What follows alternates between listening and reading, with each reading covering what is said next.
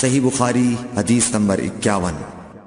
ہرقل شاہ روم نے ابو سفیان سے کہا، میں نے تم سے پوچھا تھا کہ اس رسول کے ماننے والے بڑھ رہے ہیں یا گھٹ رہے ہیں؟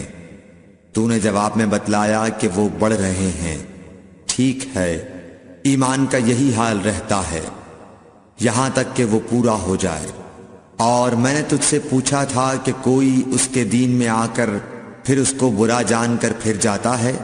تو نے کہا نہیں۔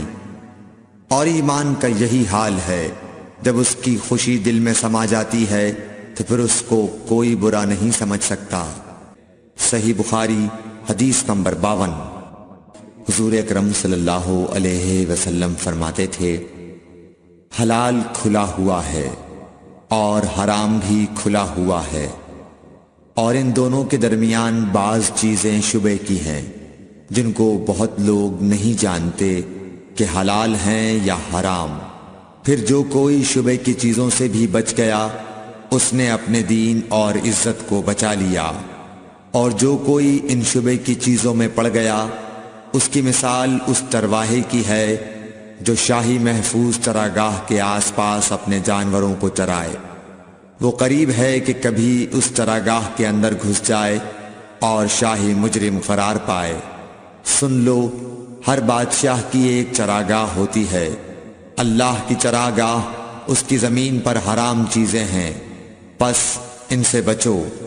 اور سن لو، بدن میں ایک گوشت کا ٹکڑا ہے، جب وہ درست ہوگا سارا بدن درست ہوگا، اور جہاں بگڑا سارا بدن بگڑ گیا۔ سن لو، وہ ٹکڑا آدمی کا دل ہے۔ صحیح بخاری حدیث نمبر 53۔ عبد القیس کا وفد جب حضرت صلی اللہ علیہ وسلم کے پاس آیا تو آپ نے پوچھا کہ یہ کون سی قوم کے لوگ ہیں یا یہ وفد کہاں کا ہے؟ انہوں نے کہا کہ ربیعہ خاندان کے لوگ ہیں۔ آپ صلی اللہ علیہ وسلم نے فرمایا، مرحبا اس قوم کو یا اس وفد کو، نہ ذلیل ہونے والے نہ شرمندہ ہونے والے، یعنی ان کا آنا بہت خوب ہے۔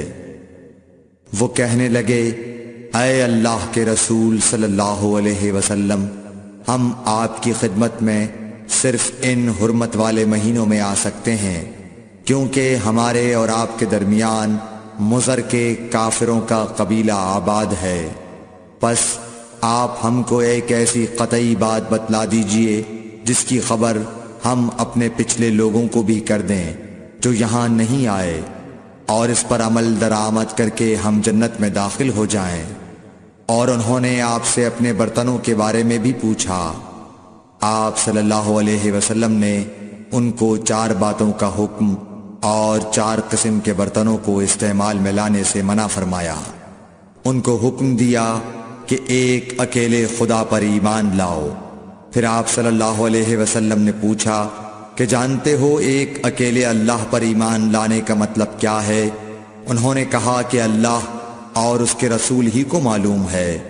آپ نے فرمایا کہ اس بات کی گواہی دینا کہ اللہ کے سوا کوئی معبود نہیں، اور یہ حضرت محمد صلی اللہ علیہ وسلم اس کے سچے رسول ہیں، اور نماز قائم کرنا اور زکوٰۃ ادا کرنا اور رمضان کے روزے رکھنا اور مال غنیمت سے جو ملے اس کا 5واں حصہ مسلمانوں کے بیت المال میں داخل کرنا، اور 4 برتنوں کے استعمال سے آپ صلی اللہ علیہ وسلم نے ان کو منع فرمایا، سبز لاکھی مرتبان سے اور کدو کے بنائے ہوئے برتن سے، لکڑی کے کھودے ہوئے برتن سے اور روغنی برتن سے، اور فرمایا کہ ان باتوں کو حفظ کر لو اور ان لوگوں کو بھی بتلا دینا جو تم سے پیچھے ہیں اور یہاں نہیں آئے ہیں۔ صحیح بخاری حدیث نمبر 54۔ حضرت صلی اللہ علیہ وسلم نے فرمایا، عمل نیت ہی سے صحیح ہوتے ہیں یا نیت ہی کے مطابق ان کو بدلہ ملتا ہے، اور ہر آدمی کو وہی ملے گا جو نیت کرے گا۔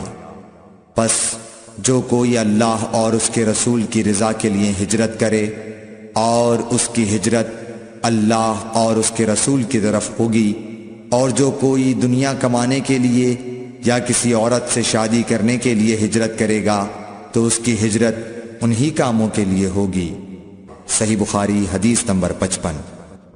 حضرت صلی اللہ علیہ وسلم نے فرمایا، جب آدمی ثواب کی نیت سے اپنے اہل و عیال پر خرچ کرے پس وہ بھی اس کے لیے صدقہ ہے۔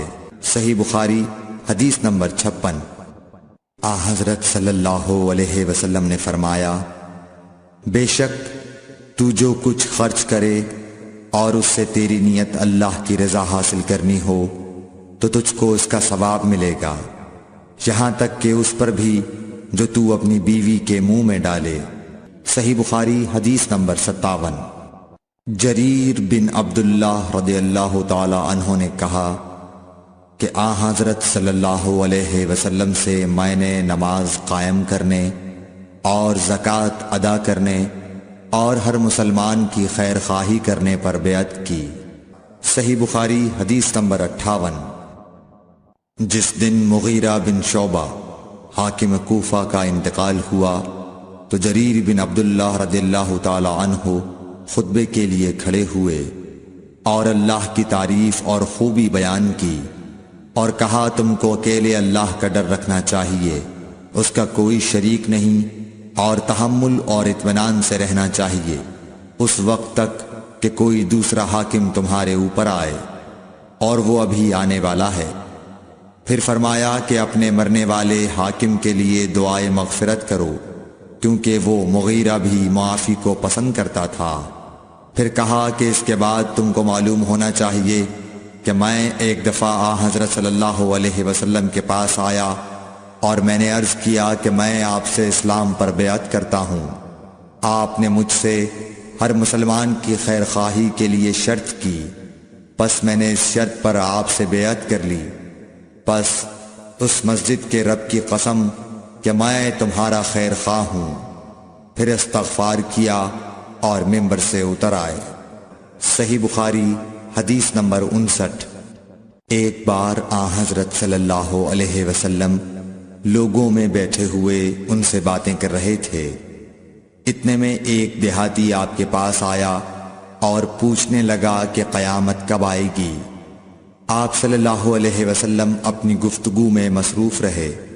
بعض لوگ جو مجلس میں تھے کہنے لگے، آپ صلی اللہ علیہ وسلم نے دیہاتی کی بات سنی لیکن پسند نہیں کی، اور بعض کہنے لگے کہ نہیں بلکہ آپ نے اس کی بات سنی ہی نہیں۔